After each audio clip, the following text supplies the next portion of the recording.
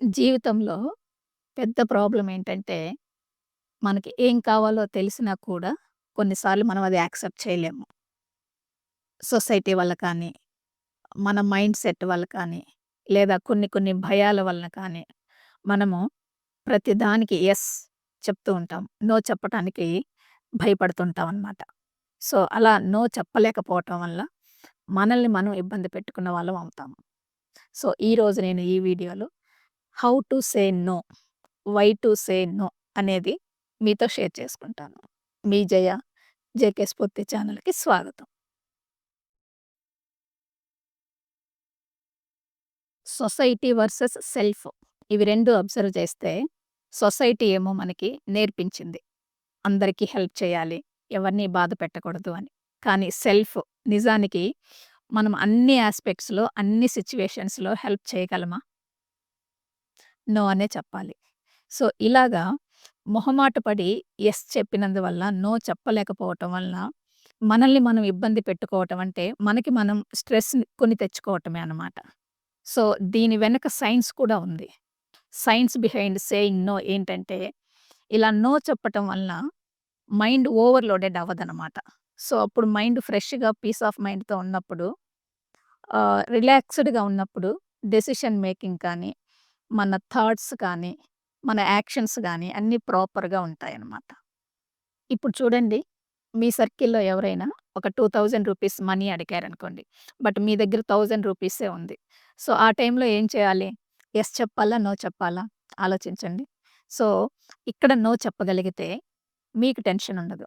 అలా కాకుండా మొహమాట పడి యెస్ చెప్తే, ఆ రిమైనింగ్ 1000 కోసం మీరెక్కడో అప్పు చేసి ఇక్కడ తిరిగి తీసుకొచ్చి ఇచ్చిన తరువాత, ఆ క్షణం నుంచి మీరు స్ట్రెస్ ఫీల్ అవుతూ ఉంటారు.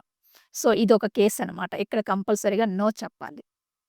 అలాగే ఫ్యామిలీ ఫంక్షన్‌కి ఎవరైనా ఇన్వైట్ చేశారనుకోండి. అదే టైంలో మీకేదో ఇంకొక హై ప్రయారిటీ టాస్క్ ఒకటుంది. మీ పర్సనల్ అది. కానీ కొంతమంది ఏం చేస్తారంటే, దీన్ని పోస్ట్‌పోన్ చేసి ఫంక్షన్‌కి అటెండ్ అవ్వటానికే ట్రై చేస్తారు. సో, ఇలాంటప్పుడు ఏమవుతుందంటే, సెల్ఫ్ వర్త్ డిక్రీజ్ అయిపోతుంది. ఇక్కడ మనము నో చెప్పటం అలవాటు చేసుకోవాలి. ఓకే. సో, ఇక్కడ నో ఎందుకు చెప్తున్నామంటే, ఈ టైం అనేది ఒక ఫ్యాక్టర్ ఇక్కడ. ఆ టైంలో ఇంకేదైనా హై ప్రయారిటీ టాస్క్ మీకు సంబంధించిందుంటే దానికే ఇంపార్టెన్స్ ఇవ్వాలి. ఇలాగా మనం హెల్ప్ చేయాలంటే వేరే వాళ్ళకి, మనకి మనం కొన్ని పారామీటర్స్ చెక్ చేసుకోవాలి. మన హెల్త్ ఏంటి? మన కెపాసిటీ ఏంటి? మన ఎనర్జీ లెవెల్స్ ఏంటి? అలాగే మన టైం ఏంటి? ఇవన్నీ కన్సిడర్ చేసుకొని, ఇవన్నీ ఓకే అయితేనే యెస్ చెప్పండి. లేకపోతే సింపుల్‌గా నో చెప్పేసేయొచ్చనమాట. అలాగే నేను ఎలా నో చెప్పాలి, different types of saying no strategies అవి ఇప్పుడు మీతో చెప్తాను. అవేంటంటే సైలెంట్ నో అనమాట. అంటే సింపుల్‌గా జస్ట్ నవ్వుతూ బాడీ లాంగ్వేజ్‌తో నో చెప్పగలగటం అనమాట. ఓకే. అలాగే ఫ్యూచర్ నో అనుంటుంది.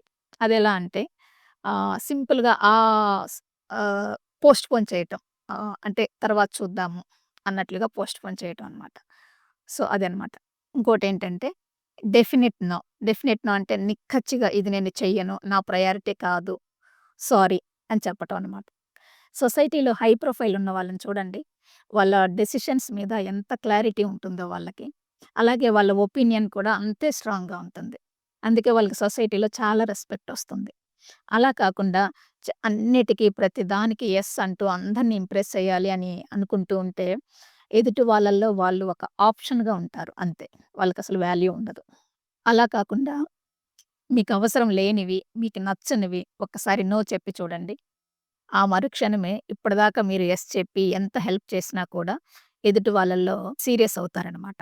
కానీ ఆ మరుక్షణం నుంచి వాళ్ళు ఏవో కొన్ని మాత్రమే మీ దాకా తీసుకొస్తారు. ఏవో ఇంపార్టెంటియి మాత్రమే మీ దాకా తీసుకొస్తారు.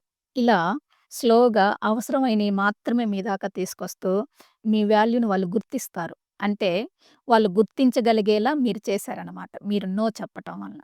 అంటే ఏంటి, మీ వాల్యూని మీరు గుర్తిస్తే తర్వాత మీ ఎదుటి వాళ్ళు గుర్తించారు.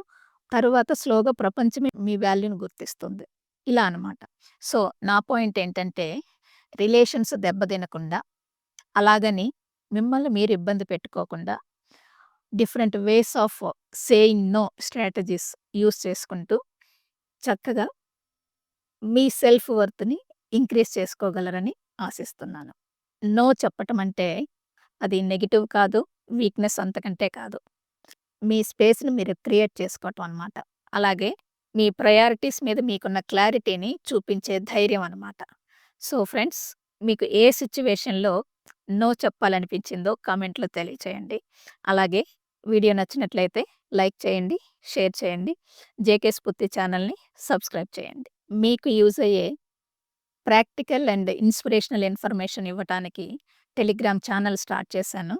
సో, డిస్క్రిప్షన్‌లో లింక్ ఇస్తున్నాను. రెగ్యులర్‌గా వాల్యుబుల్ ఇన్ఫర్మేషన్ కోసం జాయిన్ అవ్వండి. Your growth is my inspiration. Thank you.